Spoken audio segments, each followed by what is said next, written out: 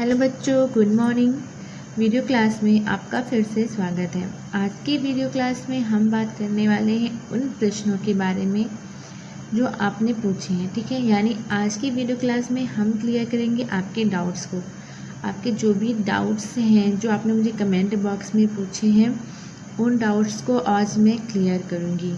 ठीक है, आपने मुझसे प्रश्न पूछे इसके लिए थैंक यू सो मच। अगर आप प्रश्न नहीं पूछेंगे और आपके डाउट्स नहीं क्लियर होंगे तो आपको कोई भी चीज़ नहीं समझ में आएगी।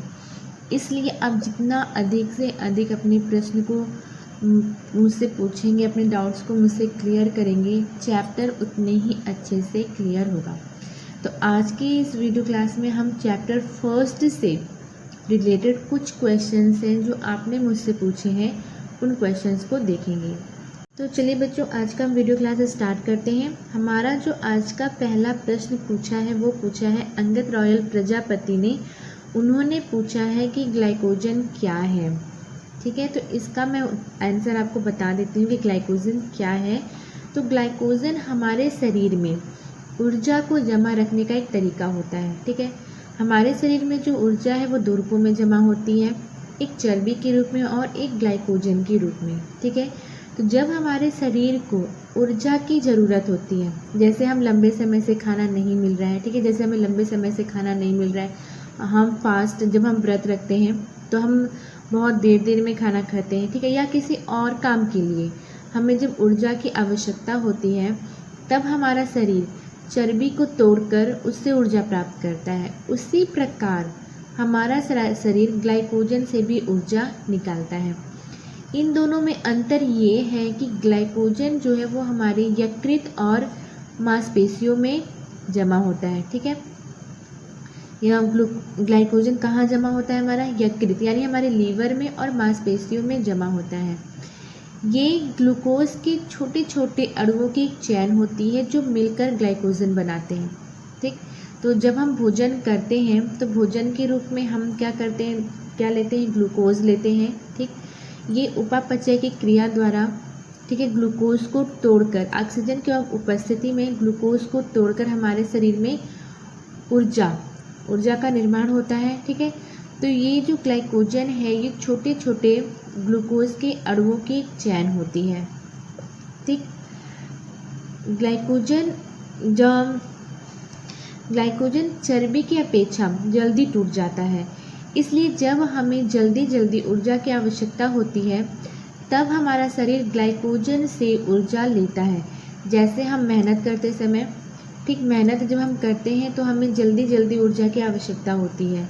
ठीक, तो उस समय हमारा शरीर ग्लाइकोजन को तोड़कर उससे ऊर्जा प्राप्त करता है, उससे ऊर्जा निकालता है। ठीक है, तो जब हमारे शरीर में ग्लाइकोजन कम हो जाता है तो इसे फिर से भरा जाता है कार्बोहाइड्रेट्स, और कॉम्प्लेक्स कार्बोहाइड्रेट से ग्लाइकोजन को फिर से भरा जाता है। ठीक है, जब हम भोजन के रूप में कार्बोहाइड्रेट्स खाते हैं तो ये पचने के बाद ग्लाइकोजन के रूप में हमारे शरीर में स्टोर हो जाता है। ग्लाइकोजन हमारे शरीर में अच्छी प्रकार से, अगर हमारे शरीर में ग्लाइकोजन अच्छी प्रकार से स्टोर है तो हम काफ़ी मात्रा में वज़न उठा सकते हैं। ठीक है, अगर हमारे जो मसल्स हैं वो अगर हमारे मसल्स में अच्छी प्रकार से ग्लाइकोजन स्टोर है तो हम काफ़ी वेट, मतलब जो भारी सामान है वो उठा सकते हैं। अगर हमारे मसल्स में अच्छी प्रकार से ग्लाइकोजन स्टोर नहीं है तो हम कोई भी सामान आसानी से नहीं मतलब भारी चीज़ आसानी से नहीं उठा सकते। ठीक है, और अगर हमारे शरीर में ग्लाइकोजन अगर अच्छी प्रकार से स्टोर है तो ये हमारे शरीर में पानी को भी रोक कर रखता है। ठीक, तो बच्चों आपको समझ में आ गया होगा कि ग्लाइकोजन क्या है। ग्लाइकोजन एक ऊर्जा जमा करने का तरीका है। ठीक है, हमारे शरीर में ऊर्जा जमा करने का एक तरीका है। तो जब हमें कहीं पर जल्दी से ऊर्जा की आवश्यकता होती है तो हमारा शरीर ग्लाइकोजन को तोड़कर ही ऊर्जा को निकालता है। ठीक है, हम लंबे समय से कुछ खा नहीं रहे हैं, ठीक है, तब भी हमारे शरीर को लो नहीं फील होता। क्यों? क्योंकि हमारा शरीर ग्लाइकोजन या चर्बी से ऊर्जा को निकालता है। ठीक है, तो जो कहते हैं हम भोजन करते हैं, ठीक, भोजन के रूप में हम कार्बोहाइड्रेट्स खाते हैं। तो जब हमारा भोजन पचता है तो उसमें से ग्लूकोज बनता है। ग्लूकोज अणुओं की ऑक्सीजन की उपस्थिति में उपापचय की क्रिया द्वारा, ठीक है, हमारे शरीर में ऊर्जा उत्पन्न करता है। और ये जो ग्लूकोज है वो धीरे धीरे हमारे शरीर में, मतलब हमारे यकृत में और हमारे मांसपेशियों में इकट्ठा होकर ग्लाइकोजन का रूप होता है। जो ग्लाइकोजन होता है वो छोटे छोटे ग्लूकोज की अणुओं की एक चैन होती है।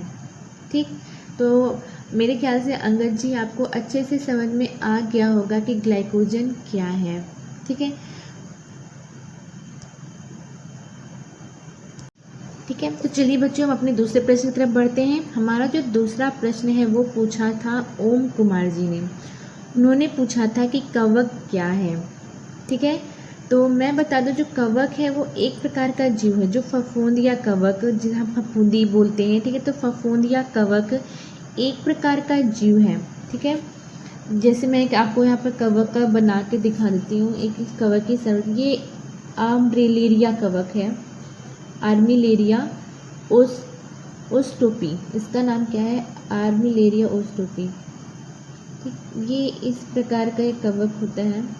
ऐसे आपने एक देखा होगा जहाँ पर कहते हैं पुरानी लकड़ियाँ रखी होती हैं।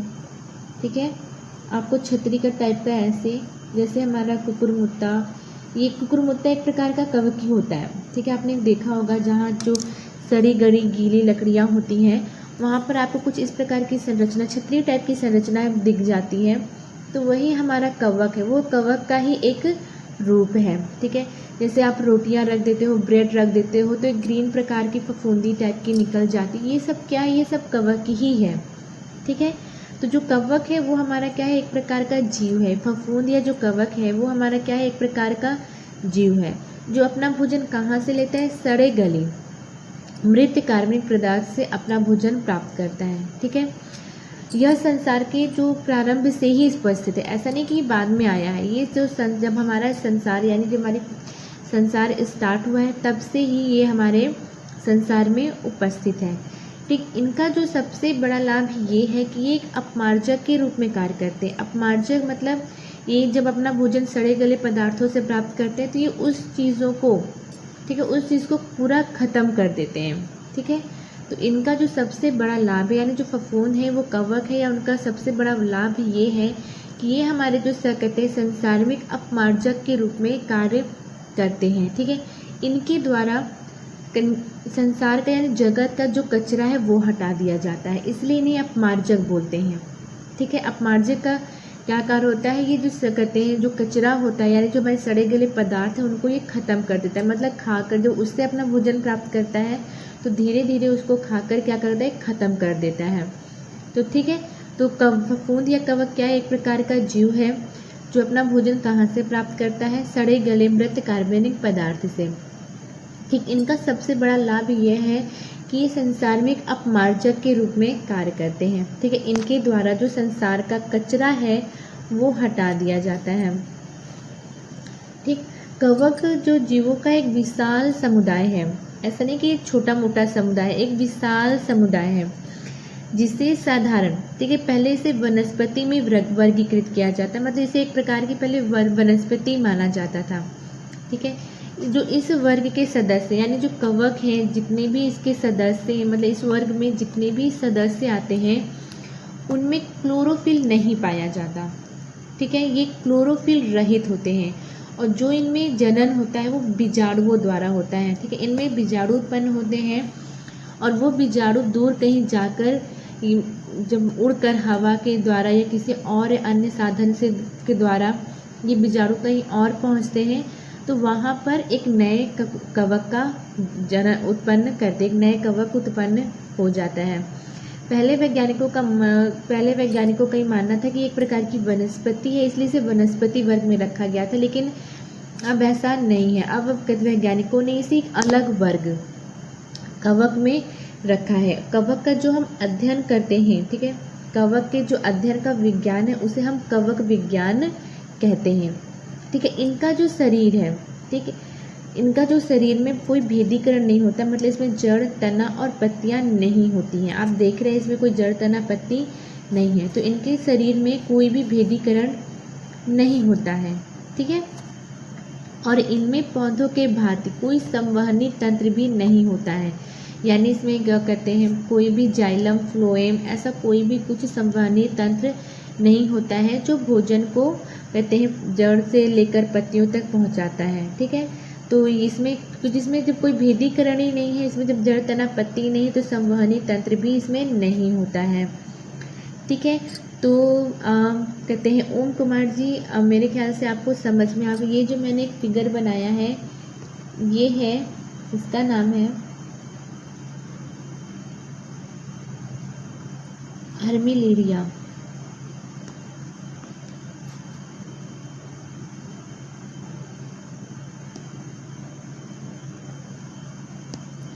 हर्मिलेरिया ओस्ट्रोपी ये एक प्रकार का कवक है। तो कहते हैं ओम कुमार जी आपको समझ में आ गया होगा कवक क्या है। ये एक प्रकार का जीव है जो हमारे कहते हैं जो सड़े गले मृत कार्बनिक पदार्थ से अपने भोजन को प्राप्त करता है। ये हमारे संसार में एक अपमार्जक के रूप में काम करता है, ठीक है। इनका जो शरीर है वो जड़ तना पत्ती में विभाजित नहीं होता है, ठीक है। कुछ ऐसे कवक जो आप अपने कहते हैं रोज़मर्रा की चीज़ों में देखते हैं, ठीक है। जैसे आपने कहीं कोई लकड़ी रखी हुई है, ठीक है, या फिर कहीं मतलब कोई पेड़ के पास आपने देखा होगा जहाँ सड़े गले पदार्थ है, तो वहाँ आपको इस प्रकार की छतरी नुमा एक संरचना दिख जाती है, ठीक है।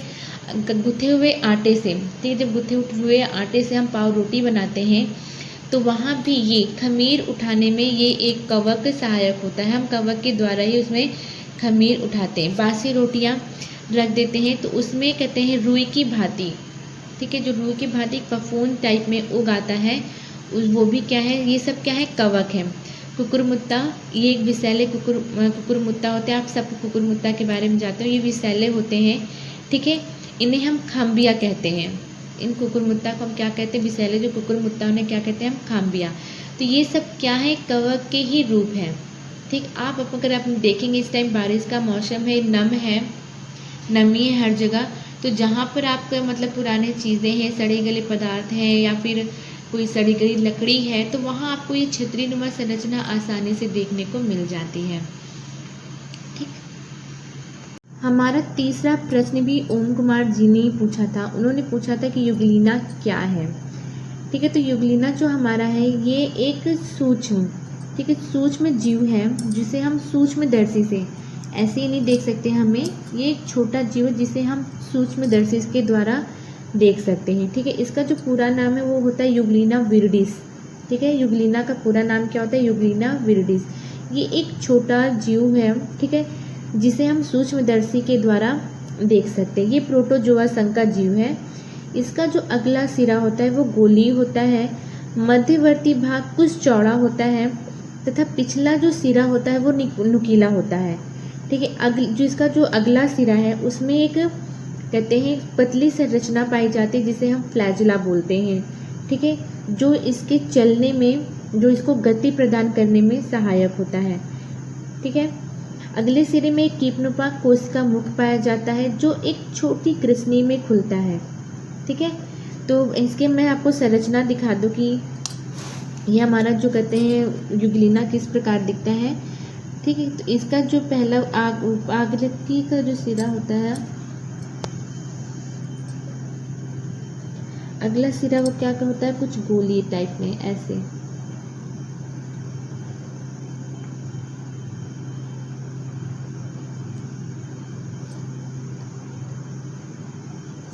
बीच का थोड़ा चौड़ा होता है और पीछे का नुकीला।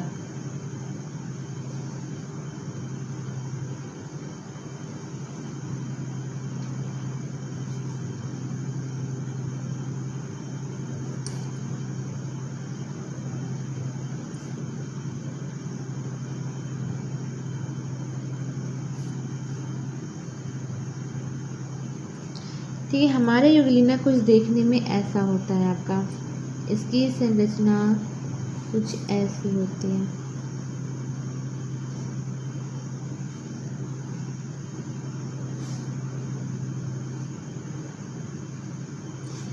कि इसके मध्य में केंद्रक पाया जाता है। ठीक है। ये इसकी कुछ ये संरचना, युगलिना की संरचना जब हम सूक्ष्मदर्शी से देखेंगे तो युगलिना हमारा कुछ इस प्रकार का पाया जाता है। ये हरे रंग का होता है, ठीक है। तो ये हमारी युगलिना की संरचना है कि आप जब इसे सूक्ष्मदर्शी से देखेंगे तो युगलिना आपको कुछ इस प्रकार का दिखेगा। इसका जो अगला सिरा होता है वो थोड़ा सा गोलीय होता है, मध्यवर्ती भाग थोड़ा सा चौड़ा होता है, और जो हमारा इसका पिछले का सिरा है वो क्या होता है, वो नुकीला होता है। चलने के लिए इसमें फ्लैजला पाया जाता है, मतलब जो गति करने के लिए किसके द्वारा गति करता है, ये फ्लैजला के द्वारा गति करता है। इसे कहते हैं जंतु और पादप के बीच की संयोजक कड़ी कहते हैं। क्यों कहते हैं, क्योंकि सूर्य के प्रकाश की उपस्थिति में ये स्वयं पोषी है, मतलब कहते हैं अपना भोजन स्वयं बनाता है अगर इसे सूर्य का प्रकाश मिल रहा है तो। स्वयं सूर्य के प्रकाश की उपस्थिति में ये स्वयं पोषी है। अगर सूर्य का प्रकाश नहीं मिल रहा है यानी सूर्य के प्रकाश की अनुपस्थिति में यह विषम पोषी हो जाता है, ठीक है। इसी कारण की वजह से हम इसे जंतु और पौधों दोनों में इसका अध्ययन करते हैं, इसलिए इसे जंतु और पौधे की संयोजक कड़ी कहते हैं। संयोजक कड़ी हम किसे कहते हैं, जिसमें दो अलग अलग जीवों के बीच अलग अलग जीवों के लक्षण पाए जाते हैं, जो उनके बीच क्या हो जाए, मतलब इसमें जंतु के भी लक्षण हैं और पादप के भी लक्षण हैं। ये दो अलग अलग वर्गों को जोड़ रही है, ठीक है। इसे इसलिए बोलते हैं संयोजक कड़ी, ठीक है। तो इसमें जब ये सूर्य की प्रकाश इसको मिल रहा है तो ये स्वयं अपना भोजन स्वयं बना लेता है, और जब इसे सूर्य का प्रकाश नहीं मिलता है तो ये अपना भोजन दूसरी चीज़ों से प्राप्त करता है, यानी विषम पोषी हो जाता है, ठीक है। यह एक एकल यानी एक कोशिकीय जीव है जो स्वच्छ जल में पाया जाता है, जैसे तालाब हो गए, खाइयों हो गया, जहाँ पर धीमे धीमे मतलब पानी बह रहा हो, उन जगहों में यह पाया जाता है, ठीक है। स्वच्छ जल में पाया जाता है। आपका तालाब हो गया, नदी हो गया, ठीक है, खाई हो गई, जहाँ पर पानी अगर स्वच्छ पानी भरा हुआ है या वो जल जहाँ जो धीमे धीमे बह रहा हो, उन सब जलों में ये पाया जाता है। इसमें जो जनन होता है वो अलैंगिक जनन होता है, या द्विखंडन द्वारा बहुखंडन द्वारा अपना जनन करता है, ठीक है। अलैंगिक जनन जिसमें हमें एक ही प्रकार के जनक की आवश्यकता होती है, ठीक है। तो ये दो भागों में बंटकर अपने एक से अपनी संख्या को बढ़ा लेता है, 1 से 2 हो जाता है। यह कई भागों में बंटकर यानी बहुखंडन द्वारा अपना जनन करता है, ठीक है। इसमें उत्सर्जन के लिए कोई विशेष तंत्र नहीं होता है, ठीक है।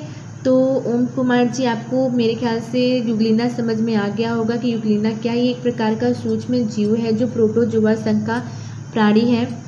यह सूर्य के प्रकाश की उपस्थिति में स्वयं पोषी है और सूर्य के प्रकाश की अनुपस्थिति में यह विषम पोषी है। यह स्वच्छ जल जैसे तालाब हो गया, नदी हो गया, इन सब कहते चीज़ों में पाया जाता है। ये हरे रंग का होता है, यानी इसमें क्लोरोफिल भी पाया जाता है, तभी तो ये सूर्य के प्रकाश की उपस्थिति में अपना भोजन स्वयं बनाता है, ठीक है। इसे पौधे और पादप के बीच की कड़ी बोला जाता है, संयोजक कड़ी बोला जाता है, क्योंकि ये जब सूर्य का प्रकाश मिल रहा है इसे तो ये क्लोरोफिल की उपस्थिति में अपना भोजन स्वयं बनाता है, और जब सूर्य के प्रकाश से नहीं मिलता है तो यह विषम पोषी हो जाता है। इसमें गति के लिए फ्लैजला पाया जाता है, इसमें अलैंगिक जनन होता है और उत्सर्जन के लिए कोई विशेष तंत्र नहीं पाया जाता है। ये आपका युगलिना था, ठीक। तो मेरे ख्याल से ओम प्रकाश जी आपका जो डाउट है वो क्लियर हो गया होगा कि युगलिना क्या है, कवक क्या है, ठीक है। आज का जो हमारा चौथा प्रश्न है, प्रश्न चौथा वो पूछा था, प्रश्न चौथा पूछा है तनु अग्रवाल जी ने पूछा है, ठीक है। जो हमारा चौथा प्रश्न है वो मैं लिख नहीं रही हूँ क्योंकि छोटा सा ही है, मैं ऐसे ही उसका उत्तर देती हूँ। तो हमारा जो चौथा प्रश्न है वो तनु अग्रवाल जी ने पूछा था। उन्होंने पूछा था कि हाइड्रा में लैंगिक जनन होता है या अलैंगिक जनन होता है। तो तनु जी मैं आपको बता दूं कि हाइड्रा में अलैंगिक जनन होता है, वो बडिंग के द्वारा, ठीक है, बडिंग के द्वारा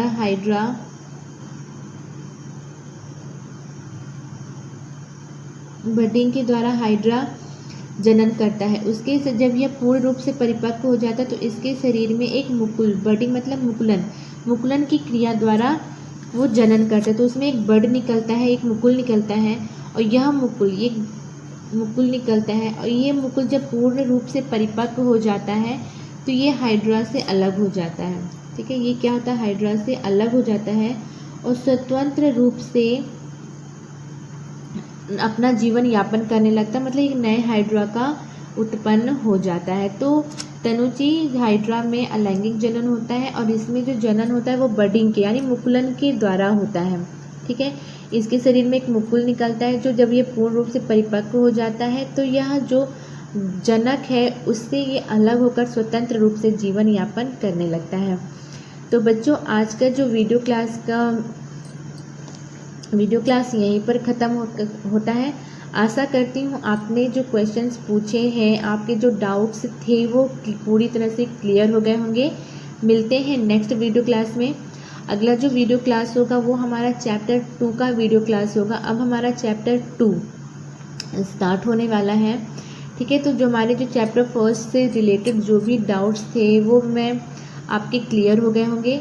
मिलते हैं नेक्स्ट वीडियो क्लास में, चैप्टर 2 स्टार्ट करते हैं। तब तक के लिए बाय बाय।